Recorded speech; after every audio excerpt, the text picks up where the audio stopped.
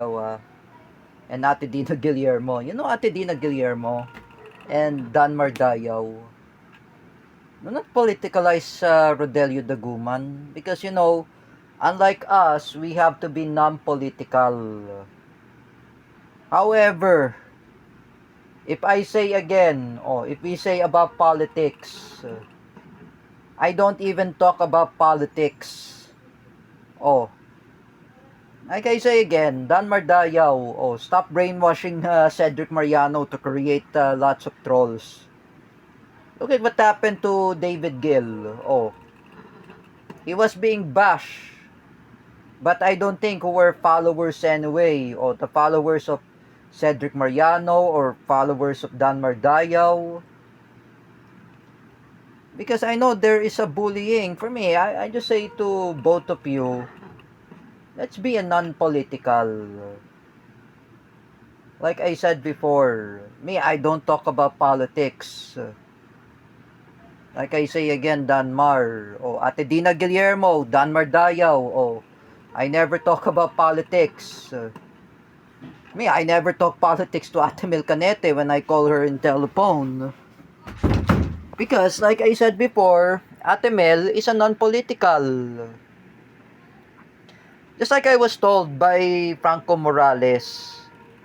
Franco Morales has a message to Dan Mardayaw. Everyone are anti-Marcos. Lahat ng mga ibang tao ay anti-Marcos. Like I said before, Dan Mar. Kahit sino man, like I said, they are anti-Marcos.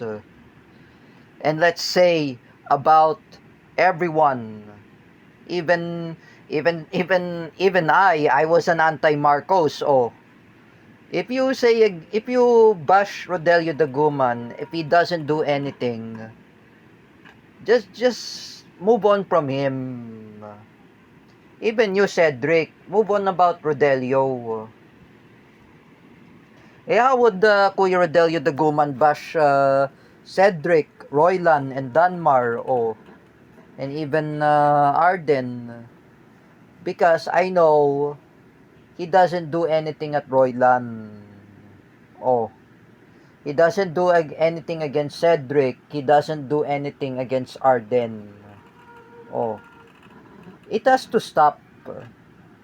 Yeah, as we are autism anyway, why we should start lots of fights, or why we would start confronting each other. I don't want too much fights. Even you, Ate Dina Guillermo, you're always bashing at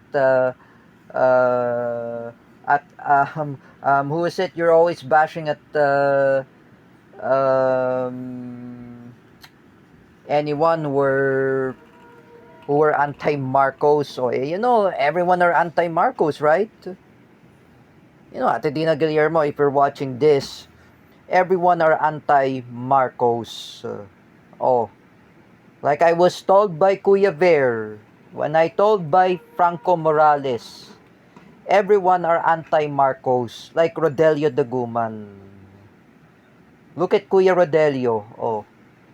He doesn't want to talk about too much politics.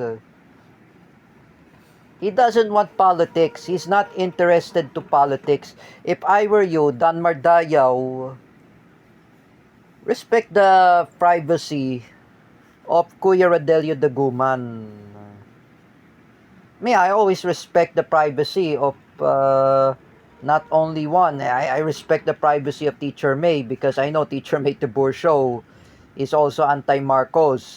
And I said that Ferdinand E. Marcos Sr. is the greatest robbery of the government. That's what I heard that when I told to Mommy Ellen Olea. And you see, Teacher May Tiburcio is not talking about politics. It's up in the history of revisionism against Marcoses. Teacher May has discussed that in Civica. You don't understand those Marcos loyalists, which are the people that they are the greatest robbery of the government. The Marcoses. Kuya Copio is really wrong and you say about He loves Bongbong Marcos. Let me get this straight. Oh, if you read the history from Teacher May about Civica, like Ferdinand E. Marcos Sr. is also a robbery. Magnanakaw pala si Ferdinand Marcos Sr. And it's up to his son, Bongbong Marcos. He's a tax evader. He steal money of thousands of money from the Filipino people. Like I said before, when I discussed that in current events with Teacher May, but only not in social media etiquette, it's up to Civica. Oh, this is hard to say. Those Marcos loyalists, they didn't know about the history. Oh, for me, I'm just suggesting when I talk to the Duterte bloggers, when I discussed that with the time I was in the class of Teacher May about Civica, about kasaysayan ng Pangulo ng Pilipinas. If I say again, Ferdinand E. Marcos Sr. is also a robbery. Magnanakaw pala ang mga Marcoses. You see what is really happened. If you watch the video and what is the true happening, they are the robbery. Oh, Dan Mardayaw and Ate Dina Guillermo, listen to Teacher May. At least I want to invite Teacher May to Boer Show to offer to the rage colonization with busted Duterte.